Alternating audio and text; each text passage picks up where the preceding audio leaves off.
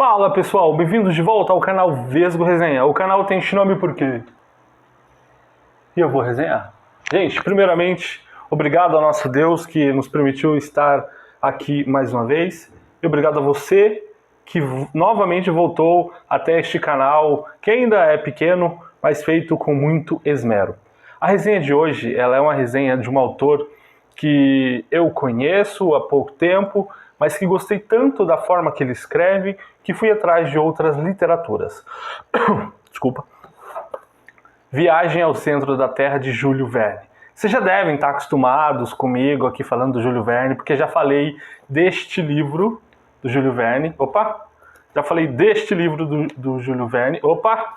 Já falei agora sim deste livro do Júlio Verne, A Volta ao Mundo em 80 Dias. Eu vou deixar aqui na descrição, aqui ou aqui, não sei, um desses dois lados aqui, tá? Vai estar falando, você pode clicar no card e assistir a resenha deste livro, A Volta ao Mundo em 80 Dias. Mas a resenha de hoje é muito especial, tá? É essa viagem ao centro da Terra. Esse não é o livro do Júlio Verne que eu mais gostei. O que eu mais gostei do Júlio Verne é este aqui, que eu vou resenhar aqui para vocês muito em breve, que é 20 Mil Léguas Submarinas. Nossa, Vesgo, mas esse canal você vai falar do Júlio Verne? Claro que não, gente. Tem resenha muito em breve aqui, tá? Tem outra resenha, eu vou trazer para vocês uma resenha muito especial, que eu tô lendo o livro O Cristianismo Simples, Cristianismo Puro e Simples, e eu vou trazer essa resenha para vocês em breve, tá? Eu sou cristão e para mim o melhor livro que existe, o livro mais importante que existe é este, a Bíblia Sagrada. Essa aqui tá um pouco velhinha já, graças a Deus, então não importa o quanto eu leia, o quanto eu resenhe, se eu não ler essa aqui, de nada vai me importar nada. Se eu não buscar seguir o que está escrito aqui dentro, a minha vida não tem significado algum, tá? Jesus é o único caminho, é a única verdade. E esse é o melhor livro de todos. Bom, vamos falar então do livro de hoje, da resenha de hoje, Júlio Verne, tá? Viagens ao Centro da Terra. Gente, eu gostei muito deste livro. Eu finalizei ele esta semana, tá? Foi uma leitura muito especial. Eu gosto do Júlio Verne.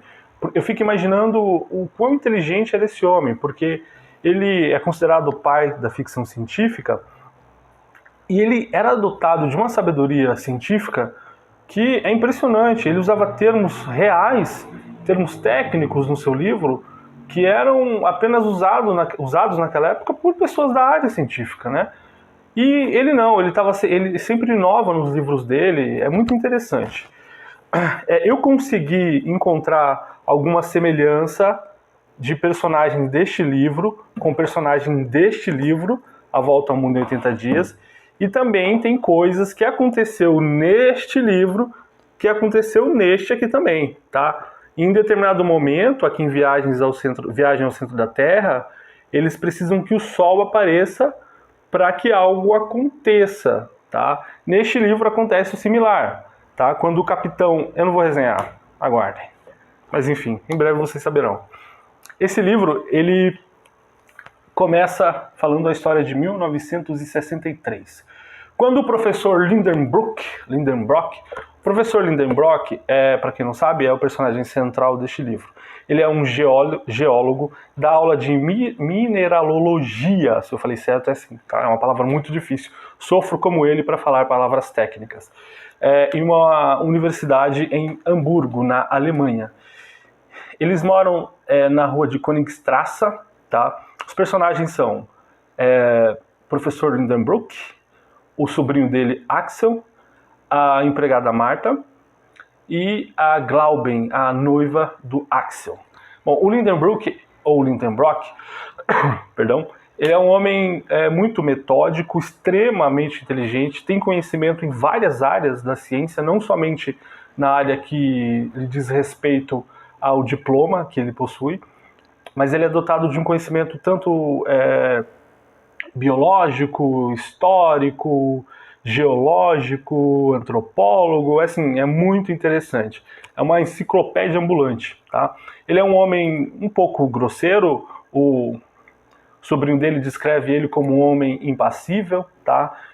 Metódico, já falei, E a vida dele, na verdade, é movida pelo sentimento da ciência. Então, para ele respira ciência, ele vive ciência. Tudo para ele é relacionado à ciência. O Axel mora com ele, tá? Numa casa humilde em Hamburgo. Entende-se no livro que o Axel foi criado pelo tio até certo ponto da vida, tá? Não há detalhes no livro que falem sobre a vida anterior do Axel. Já o Axel não é tão destemido quanto o tio. O Axel é um pouco bunda mole, me identifico. Ele é mais medroso, ele é mais centrado, ele é mais comum, tá? E tem passa que um belo dia o impassível tio do Axel chega em casa mais cedo, a Marta se assusta porque era a hora da janta, 2 horas, a gente está falando do século XIX, tá? Eles não jantar, a janta para eles saía mais cedo, e o que eles comiam à noite eles chamavam de ceia. Estava nesse horário de janta, só que ele chegou mais cedo do trabalho. Ele chegou porque ele tinha comprado um livro numa loja de antiguidades, eu acredito, não me lembro muito bem, numa loja de um judeu. E dentro deste livro ele descobriu um pergaminho escrito por um pesquisador, um alquimista de séculos passados chamado Armin Saknussemm. E aí começa ali um trabalho para desvendar o que está escrito dentro desse pergaminho, tá? Ele meio que obriga o sobrinho dele a participar com ele dessa pesquisa para entender o que aquele pergaminho escrito em um outro idioma, um idioma antigo, tá falando, tá querendo dizer. Acontece que sem querer o rapaz acaba descobrindo, mas teme contar para o tio dele, porque ele sabe que se ele contar para o tio dele que aquele pergaminho continha a chave para viajar até o centro da Terra, o homem ia querer ir nessa jornada. E o cara era tão obstinado em conhecimento, e tão obstinado em apenas saber sobre ciência, que o sobrinho dele nem falava sobre a noiva, porque segundo o sobrinho dele, eu fiz a marcação aqui, o tio era geólogo demais para compreender os sentimentos. Então aqui já fala que o homem não estava muito aí com os sentimentos, ele não é casado. Bom, acontece que ele acaba falando para o tio dele, revelando que dentro do livro o pergaminho falava a respeito disso. Eles viajam para a Islândia, porque é lá no vulcão Snæfell que supostamente o pesquisador antigo descobriu a entrada para o centro da Terra. Tá? Gente, por que eu recomendo a leitura deste livro para vocês?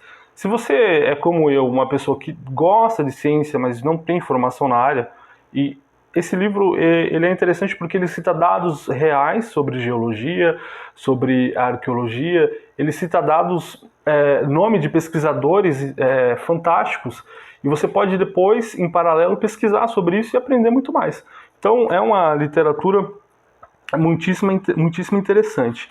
Esse livro aqui, gente, ele tem, no final da página, ele tem umas notinhas de rodapé, tá? Então, às vezes aparecem alguns termos que nós não conhecemos, né, por sermos meros mortais. Então aqui aparece o que significa esses termos, fala o nome desses pesquisadores. Então você não termina de ler esse livro com dúvidas, tá? Porque é tudo muito bem explicado aqui. Eu imagino que deva ter sido difícil uma tradução com tantos termos técnicos para o português. Parabéns aos envolvidos. Enfim, passa que eles chegam até a Islândia, e a viagem naquela época era uma viagem demorada, a gente está falando do século XIX, de 1863, né? E chegando até lá, eles vão... o professor Lindenbrock é um homem muito conhecido no mundo científico, então ele tem amigos influentes em várias regiões, tanto é que ele recebe carta para poder adentrar em outro território que não é o dele. E ele é recebido por um homem conhecido na Islândia, que apresenta a ele, o meu personagem preferido agora, apresenta a ele o Han, que é o guia que ele contrata para levar ele até o centro da Terra. Beleza. O Han não sabe que está sendo contratado para guiá-los até o centro da Terra, pelo contrário, né? o Han acha que está indo levá-los até o vulcão.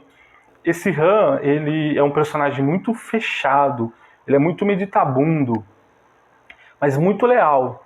Tanto é que é o personagem que possibilita que eles cheguem ao centro da Terra, e é o personagem que salva a vida deles algumas vezes, né? E só que quase não fala nada com eles, mas se mostrou muito leal aos seus novos amigos e ao seu empregador desde o começo da jornada.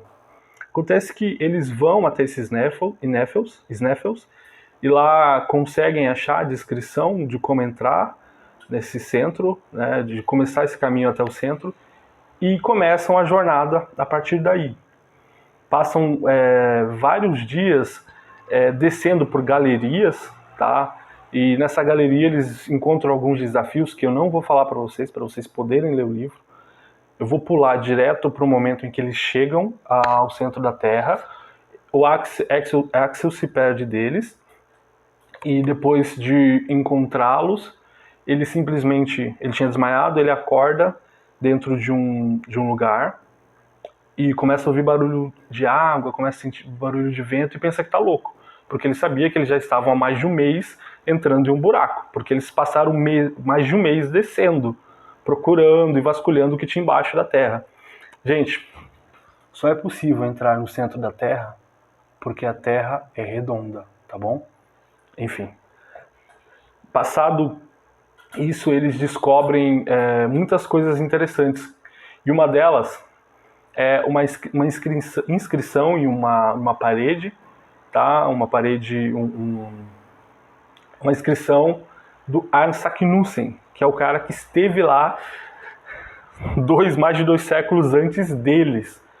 Tá? E eles descobrem gigante, eles descobrem monstros marinhos, eles descobrem muita coisa interessante.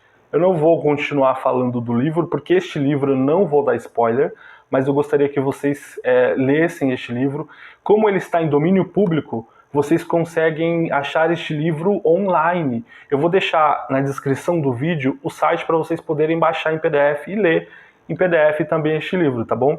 Se você não conseguir, comenta aqui embaixo, não conseguiu o livro, e deixa seu e-mail, que eu mando o link direto no seu e-mail, ou mando o PDF autorizado, tá bom? Não é nada pirata, pode ficar tranquilo. Eu mando esse PDF para você no seu e-mail, tá? Mas eu vou mandar o site também, vou deixar o site aqui na descrição. Gente, por hoje é só. Mais uma vez, obrigado pela atenção de vocês. Não percam a oportunidade de lerem este livro e também não percam a oportunidade de lerem esse, tá bom? Que Deus os abençoe e obrigado, gente. Até mais. Tchau, tchau.